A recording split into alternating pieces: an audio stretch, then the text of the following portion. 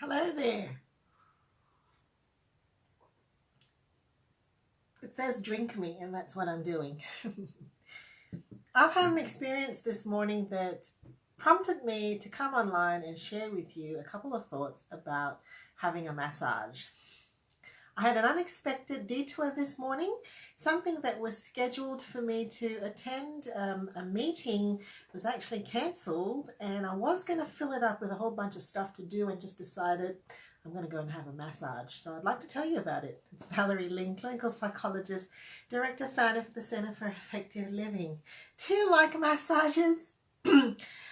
Most people would probably say yes, and I have to admit that I like it after, but I'm more likely to be hesitant to go for one for a few reasons, and I want to share with you because I think my process of figuring out what it is that prevents me from going for a massage when I actually really need it is probably very similar to the sorts of processes that might happen if you're thinking about going to see a psychologist or to get some therapy or counseling. Last night, a very wise person whom I was having a telephone conversation with said to me, or rather asked me, are you actually taking time to stop? Are you actually taking time to breathe? You seem to be online doing these Facebook Lives almost every day. And is there an end to it? Of which the answer is yes, right? We did February, we've done March, we're going to do April, and then you will not see me quite as often. Which prompted me this morning to actually say, okay, it's time to stop. What can I do to stop? It's rainy today. I did go and have my little walk in the rain because I do like that. And I'm not going to run around and do some errands.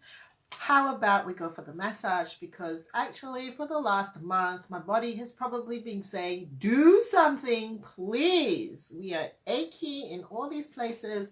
And well, I says my body, I need help. Okay, so here's the thing about massages and me. You could offer me a free one, and if I know you, I'll say no. And if you're watching this and you have offered me a free massage because you actually do massage professionally, and I have said no, here's the reason why.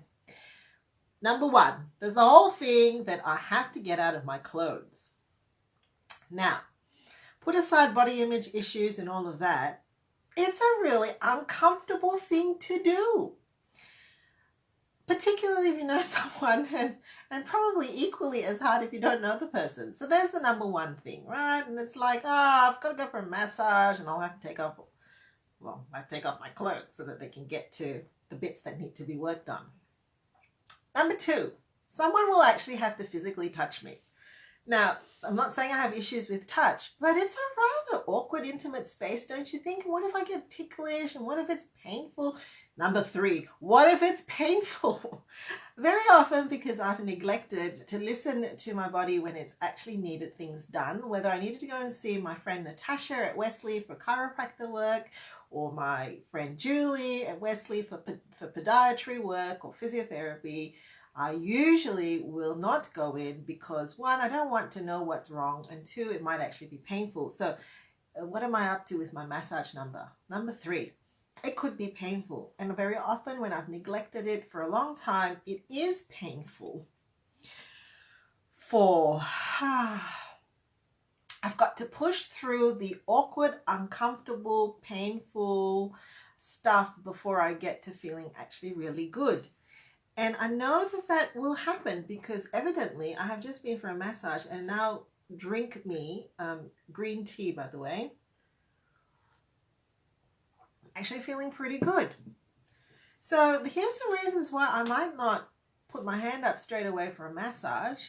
But it made me think actually about what happens when we're thinking about going in for counseling or for therapy. And if we haven't been before, we might be coming in with some hesitations, or if we haven't been for a long time, we might be actually putting it off. So I decided to have a mindful massage as I was going through the process of just going through my head and just being really aware of my thoughts as I was going through my massage. What I was aware of is that very quickly I was in pain. I really was.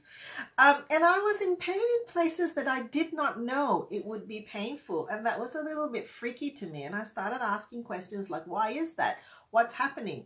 Why am I in pain in places where I didn't know I had pain?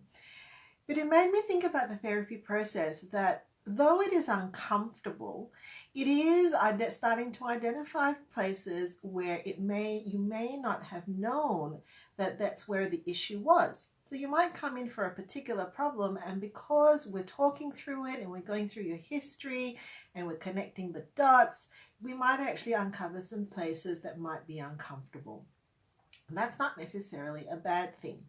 As I was going through my massage and as the masseuse was working on certain areas, initially there was a bit of an ouch because, well, obviously it hadn't been worked on in a while. But as they started to actually work on it, what I actually started to notice was that the blood circulation actually started to flow.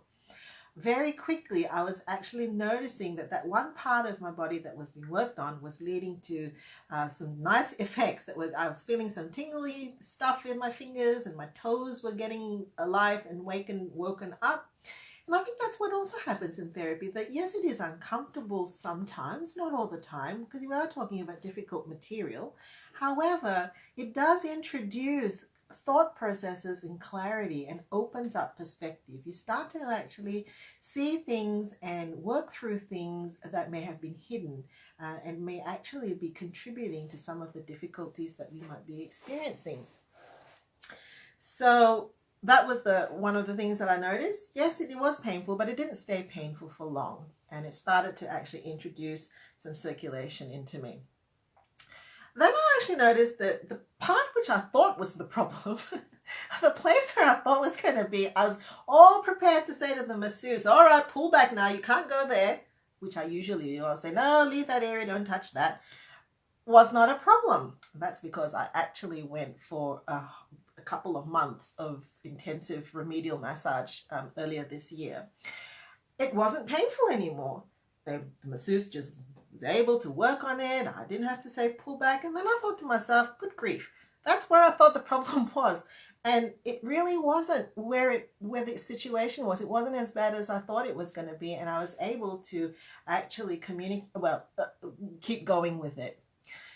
The next thing was, there was some parts where I felt the masseuse was going a little too strong, a little too hard. And I was just going to grit my teeth and bear with it, thinking that no pain, no gain.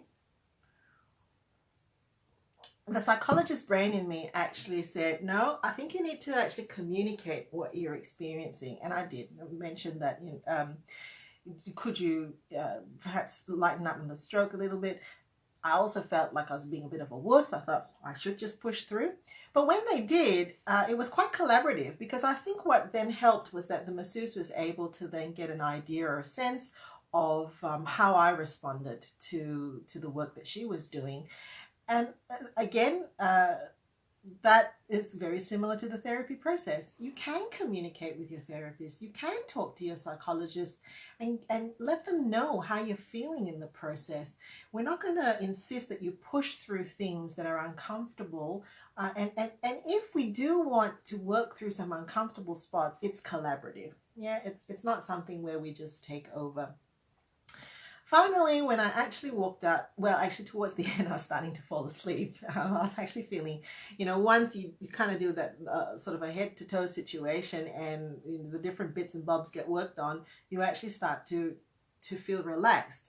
That's probably very similar to the therapy process as well. Session 1, your second session, your third session, as the sessions roll along, because there's a relationship, there's an alliance, and you're getting more fluid and more fluency and clarity in the things that you're talking about, you actually will start to feel a sense of relief and release. And finally, as I pulled out of the car park, walked out of the massage, and actually felt very light and suddenly could move in ways that I hadn't moved before, as I was pulling out of the car park, I actually was able to turn to my blind spot, quite deeply turn to my blind spot, and realize, goodness me, how long have I actually been compensating for not being able to turn my whole body to look at my blind spot? And again, very similar to the therapy process. that once you've actually been through therapy for a bit, you actually realize that there are ways that we might have been compensating that might have been limiting you, or it might have been actually causing you to do things in a way that was completely that was limiting to you. Blind spots, it's a pretty good parallel. And that when you've gone through the therapy process, and when you've actually been through sharing deeply personal and intimate things with someone who is trained and who's a professional and comes across with no judgment but is working through it with you, you might actually be able to see those blind spots a little bit more fluently, a little bit more flexibly as well. That's a nice one, isn't it? As I reflected on that. So when I came home, I was actually quite eager to continue to feed my body with the things that were nourishing, and found myself wanting to actually, have a drink, green tea, have some water, have some fruit, because I think I'd just been through a process where I've been really grateful, I think, to get some of those aches and pains and knots addressed. And I was keen to keep going even when I was at home. So that's my little spiel on my day of having a detour and actually going to get the massage to fix some of the stuff that I had been putting off, and possibly how it might be relating to the therapy process. Catch you later.